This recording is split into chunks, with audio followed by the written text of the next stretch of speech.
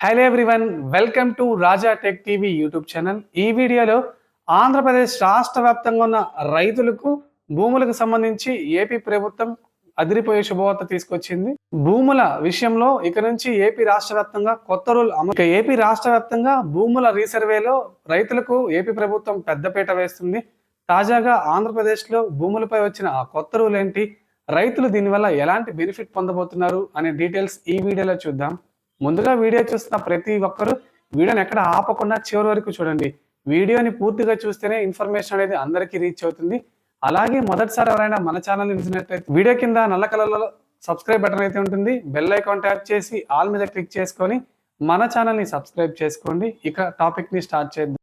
ఆంధ్రప్రదేశ్ ప్రభుత్వం భూముల రీసర్వే ప్రక్రియలో రైతులకు కీలక భాగస్వామ్యం కల్పించాలని రెవెన్యూ శాఖ నోటిఫికేషన్ 13 ప్రకారం రైతుల చేతే సర్వే ప్రారంభించి ముగించి ఇక రికార్డ్ ఆఫ్ రైట్స్ ఆర్ఓఆర్ చేసి పాస్ పుస్తకాలు జారీ చేస్తారు. ఈ ప్రక్రియలో ప్రతి దశలోనూ రైతుల ఆమోదం ఉండేలా కొత్త నిబంధనలు రూపొందించారు.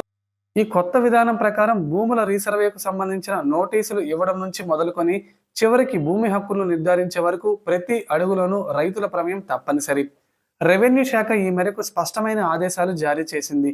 గ్రామాల్లో భూముల సర్వేను రైతుల భాగస్వామ్యంతోనే మొదలుపెట్టి పూర్తి చేయాలని ప్రభుత్వం ఆదేశించింది. భూమి హక్కుల నిర్ధారణ, ఆర్ఓఆర్, పాస్ పుస్తకాలు జారీ వంటి ముఖ్యమైన పనుల్లో రైతుల అభిప్రాయాలకు ప్రాధాన్యత ఉంటుంది. ఈ రీసర్వే ప్రక్రియను విజయవంతంగా పూర్తి చేయడానికి నోటిఫికేషన్ 13ను అనుసరిస్తారు. రైతుల భాగస్వామ్యం, వారి ఆమోదం ఉండేలా కొత్త విధి విధానాలను రూపొందించారు. దీనివల్ల భూముల రికార్డులు మరింత పారదర్శకంగా ఉంటాయని భావిస్తున్నారు. భూముల సర్వే ప్రక్రియను వేగవంతం చేస్తూ కొత్త మార్గదర్శకాలు జారీ అయ్యాయి.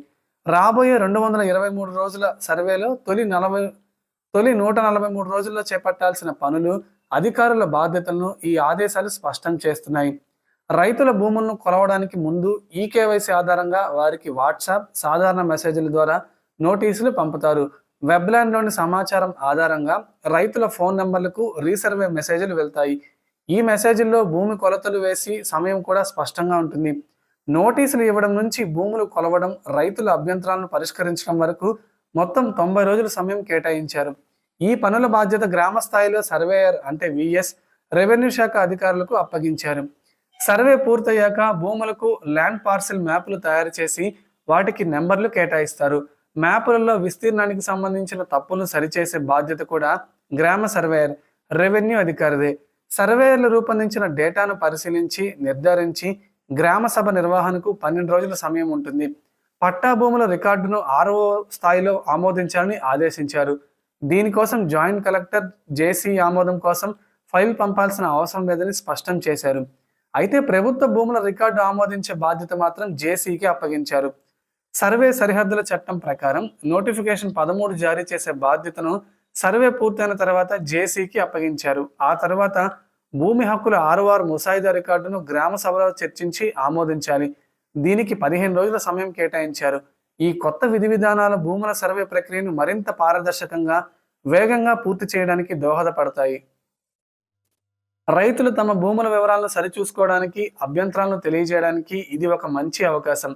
ఈ ప్రక్రియలో ప్రతి దశలోనూ అధికారుల బాధ్యతలు స్పష్టంగా నిర్వహించబడ్డాయి. ఇక గ్రామాల్లో భూముల రీసర్వే ప్రక్రియను అధికారులు వేగవంతం చేస్తున్నారు. రైతులు పట్టాదారుల నుంచి పిలిచి గ్రామ సభలు నిర్వహిస్తున్నారు. ఈ ప్రక్రియలో భాగంగా అధికారులు గ్రామాల్లోని రైతులు, భూమి పట్టాదారులను సమావేశపరుస్తున్నారు. వారి సమక్షంలోనే రీసర్వే ద్వారా సేకరించిన రికార్డులను ప్రదర్శిస్తారు.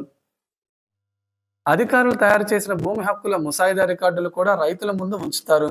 ప్రతి రైతు భూమికి సంబంధించిన వివరాలు, దాని విస్తీర్ణం, వారి పాస్ పుస్తకాల్లోని సమాచారం వంటివన్నీ గ్రామ సభలో స్పష్టంగా చదివి వినిపిస్తారు. ఈ దశలో రైతుల నుంచి మరోసారి ఈకేవైసీ ప్రక్రియ ద్వారా వారి ఆమోదాన్ని తీసుకుంటారు.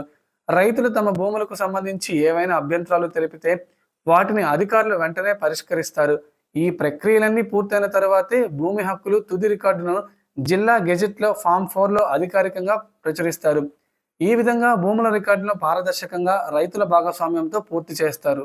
సో ఈ విధంగా ఆంధ్రప్రదేశ్ రాష్ట్ర వ్యాప్తంగా ఉన్న భూములకు సంబంధించి ఏపీ ప్రభుత్వం అయితే రీసర్వేపై తీసుకొచ్చిన కీలక అప్డేట్.